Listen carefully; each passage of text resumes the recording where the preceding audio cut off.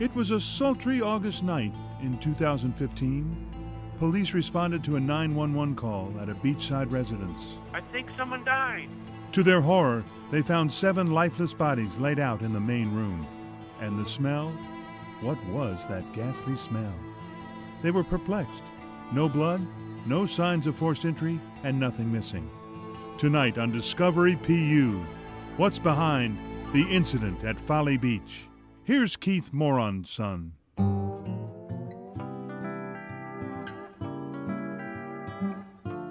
It all started innocently enough. 3 happy-go-lucky families getting together for a summer vacation in Folley Beach, South Carolina. The small family, Ron, Vicky, and their 2 daughters, Edna and Lindsay. They were residents of Charleston, a nearby town, so they, Ron especially, were very familiar with the area.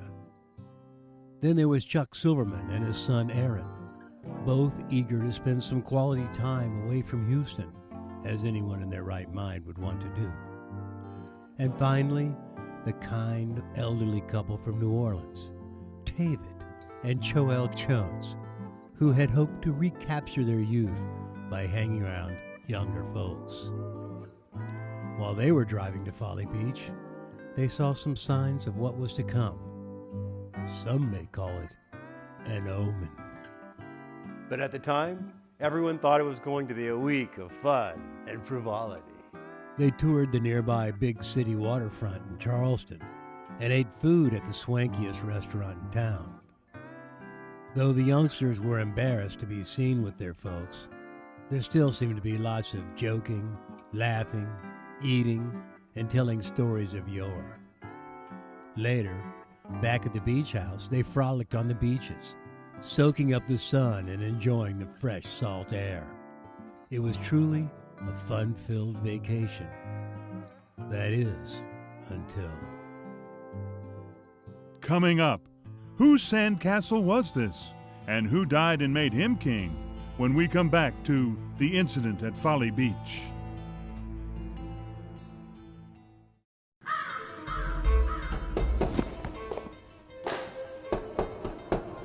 Hello? Hello? Hello? Look, your chamber door was unlocked and I was lost, so I... You're welcome here, my lovely maid. So please come in. Don't be afraid. What's with the rhyming thing? Don't you speak English? Come, my lady, you must be thirsty. Let us quench thy thirst, then, firstly. Wow, got any decent wine? I'd love a good Zin. This Zinfandel is so delicate, I rarely use it, so drink it gently, lest ye bruise it. Bruise it? Pray this wine might lead to bliss, the perfect prelude to a kiss. You've spewed your glass. Shall I repour? With this wimpy wine, nevermore. No wimpy wines. Next time, serve Ravenswood. Quoth the maiden, nevermore.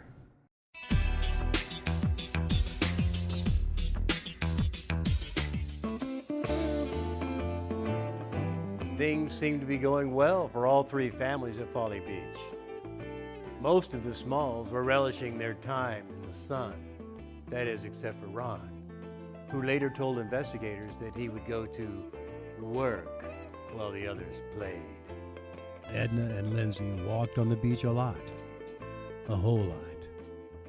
Vicky just pretended everything was normal. But was it? Chuck and Aaron spent their time trying to figure out how to erase Houston from their minds.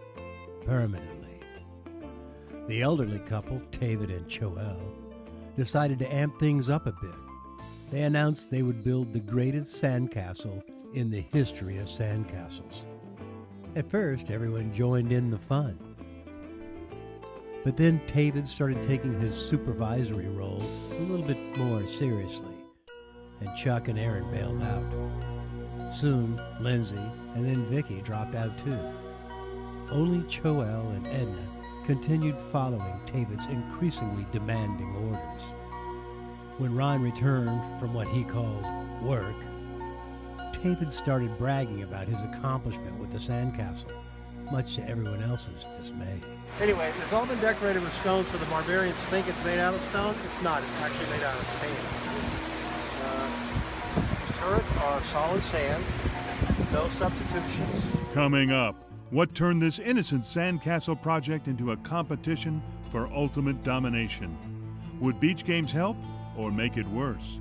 When we come back to the incident at Folley Beach. Give us thy commandments, O Lord. Thou shalt have no other gods before me. Thou shalt not make... Thou shalt not what? Have no other gods before me.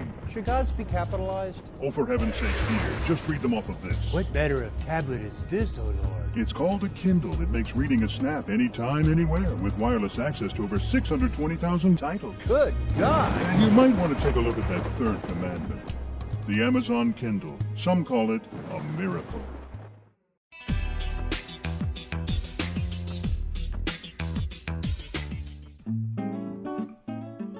In order to get away from old man David, everyone started playing beach games, like bocce balls or hanging nuts. But everyone's favorite seemed to be Cornholio on the back porch.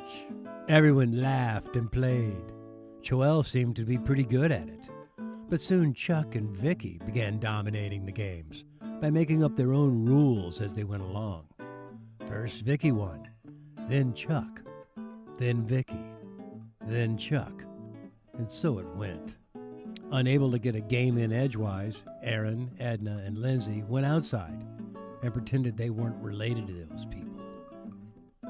Finally, Edna came back and begged her parents for food. Gum and candy. Her plea was so sad that everyone stopped their game playing and hopped in the van to go eat Mexican. The food was great. Conversation flowed. Friendships grew. Jokes spewed out. Laughter erupted. It seemed like everything was going great. But when they returned to the beach house, something happened. Coming up, what happened and why? When we come back to the incident at Folley Beach. 5, 4, 3. Thank you. 5, 4, 3. Woof. Quiznos 543.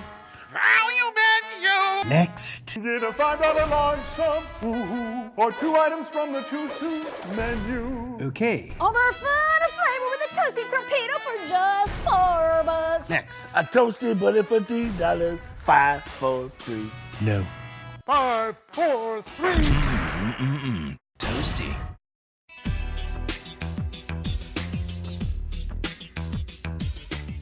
First came a frantic 911 call from a neighbor.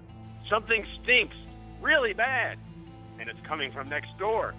Their lights are on, but nobody's moving. I think someone died. When the police entered, they were horrified.